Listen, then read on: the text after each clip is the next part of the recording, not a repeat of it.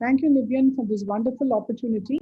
And I think year after year, like Mohan said, we have been having a wonderful course. And I would like to thank Nivyan for giving me this opportunity, and as well as the scientific committee. So, the problems that we deal with, particularly in this era of post-COVID cataract surgery, we do see quite a lot of these patients now because they've hardly come to us for over a year waiting for the COVID to settle down. So this is a scenario we see today.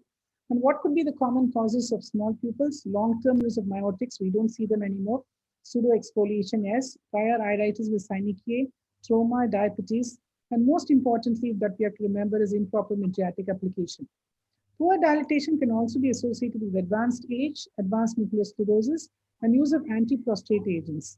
So if this is a syndrome called intraoperative floppy iris syndrome, which is a separate entity, which is associated with the use of alpha-1 agonist, which results in the lack of tone of the dilator muscles of the iris, and comes to the triad of intraoperative signs such as iris billowing and floppiness, iris prolapse, and progressive meiosis of the pupil.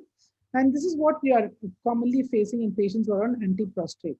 So these patients stop myotics before 48 hours before surgery, use long-acting mydriatics and cycloplegics. Topical NSAIDs might help, and plan for a good painless surgery by using either peribulbar or a subcutaneous block. So using a high-density super-cohesive viscoelastic also helps to keep the iris away. Pupil expanding devices are really a boon, and using low-flow parameters in vacuum and aspiration also helps to prevent the iris presenting into the probe.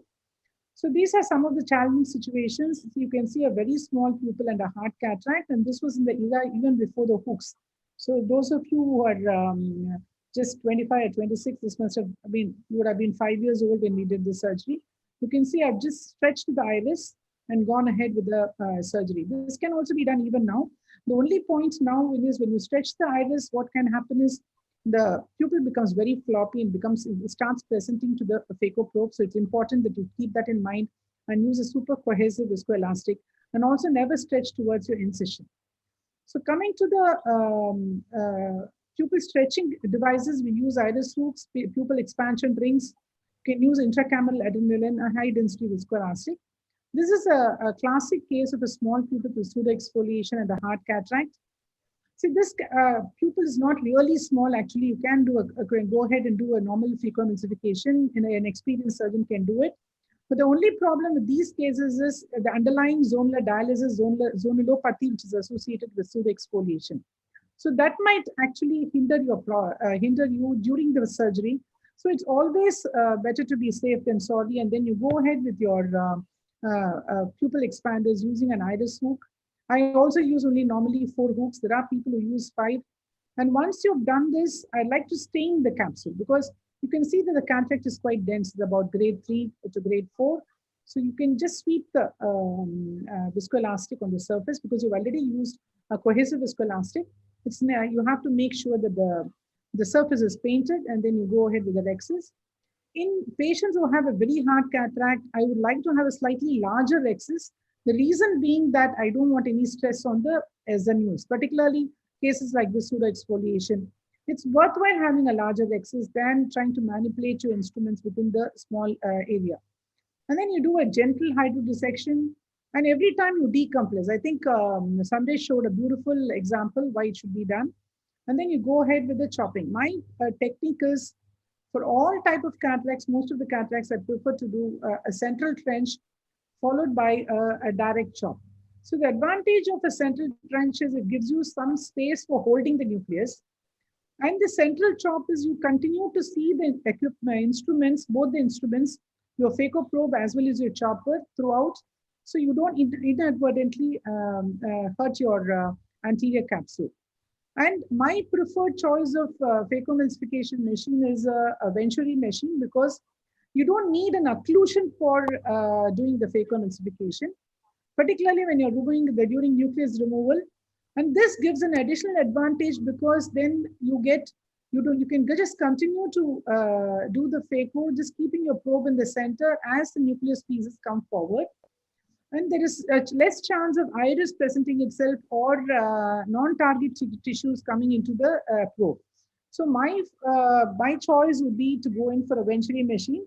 Of course, the active fluidics of Centurion and the stable fluidics, there is most of the machines are fantastic system where you can convert the peristaltic into venturi.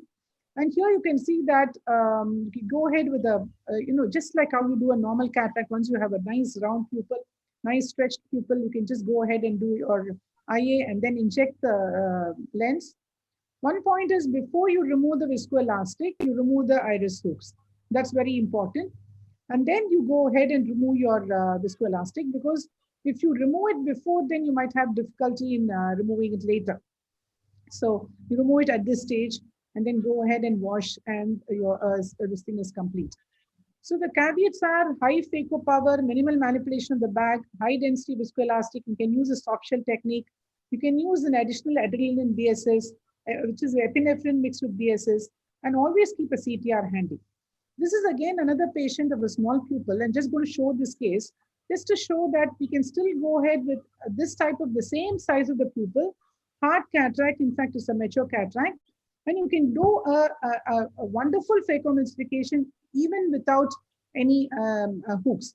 So this is what I'm see. You can just go ahead and do a nice round capsular excess very close to the pupillary margin. Do a gentle hydrodissection. Do multiple quadrant hydrodissection, and every time you decompress the bag. That's a trick. If you don't decompress, then you might land up in trouble, and then you can start your phaco. Use a soft shell technique so that you get the good advantage of both dispersive as well as cohesive viscoelastic for coating the endothelium as well as keeping the chamber stable. So see, here again, I made a small trench in the center, and then I'm chopping the nucleus. Use high phaco power, particularly in cataracts which are hard, so that you don't manipulate too much. You don't push the lens too much. That's very important, particularly youngsters. They have early surgeons who are just starting have a tendency to push the nucleus, so avoid that. And do a lateral separation, maybe a little less aggressive than what I'm doing here, because that can also destabilize the bag.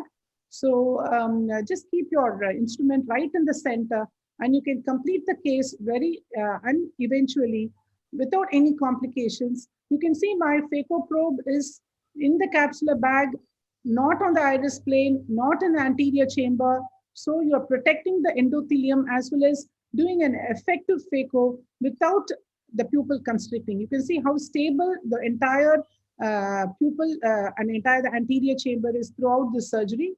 And that's the advantage of using Venturi system, because you can control it. The other important thing is you can do a dual linear, so you can adjust your phaco setting as well as your vacuum setting just by using your foot switch. So the whole case is complete, and the pupil has not become small. So this again is a point that you have to look into, and then you can go ahead and whenever you removing the last piece, whatever may be your machine, reduce all the parameters, because you don't want to have a problem right at the end. Then you can just go and do your this thing and complete the case. So next case I'm going to show you is a Malyugins ring. Malyugins ring is actually not my preferred choice because it's quite expensive. But this is this case I have done in a couple of cases, and this is one of the cases that I did some time back. So it is the advantages, you can insert it through a one single incision. You don't have to make multiple incisions. It's preloaded. It's made of polypropylene, and you can see it has got something like a safety pin hook.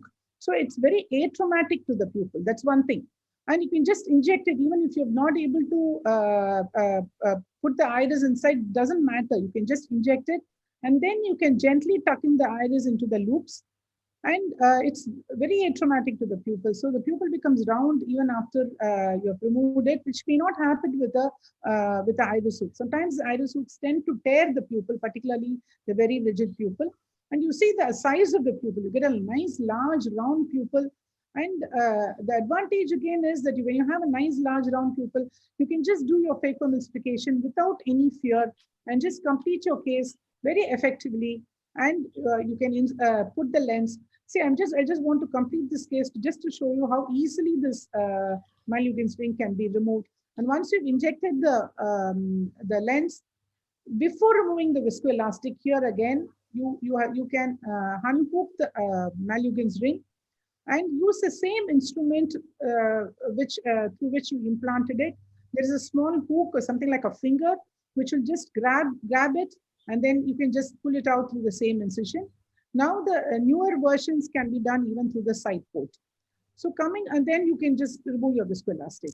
So coming to the last, but a very interesting thing is that this is one of our own Indian, but see, you can see this. I just want to emphasize on this and just going back on the video. So this is the patented simple design made by one of our Indian ophthalmologists. You can see there are sturdy flanges, flexible notches, and multiple tabs for holding. What is the advantages is extremely thin, very flexible, totally atraumatic, and it works wonderfully well in small pupil. And that's the greatest advantage. It can be inserted through a side port as well. So this again a great advantage. It's 1/10 of the thickness. See how flexible it is. And you can either introduce it just with the forceps if they have a BHEX forceps, which is recommended. And similarly, you inject the viscoelastic under the iris just to blow it up. And then there is a platform through which you can introduce it. And once you put it inside, you can gently tuck the iris all around. It's so flexible and so thin that the iris does not get damaged at all. So probably of all the three things that I've told you, this is probably the cheapest and the most atraumatic, and it gives you an adequate pupil size. So this is good enough for dealing with any cataract. It's about 6 millimeters, so you can go ahead and do 6.5 millimeters. I can complete the case very effectively without this thing. So this is the complicated cataract I've shown before. This is a case of floppy iris, small pupil, again an iris hook being used. So hypermature cataract. So these are conditions where you can use. The most important thing with the mature cataract is use a high density viscoelastic, decrease your fluidics, keep to the center. So when you're doing it without a hook, keep to the center and make sure that your surgical skill level is very high. So I'm just skipping on all these things. So remember that in a hard cataract, size of the pupil is relative. It all depends upon what the patient's surgeon skill is. And also look at the iris tissue properties. If a patient has an iris which is going to billow out or an IFIS, then it's better to use some hooks or rings.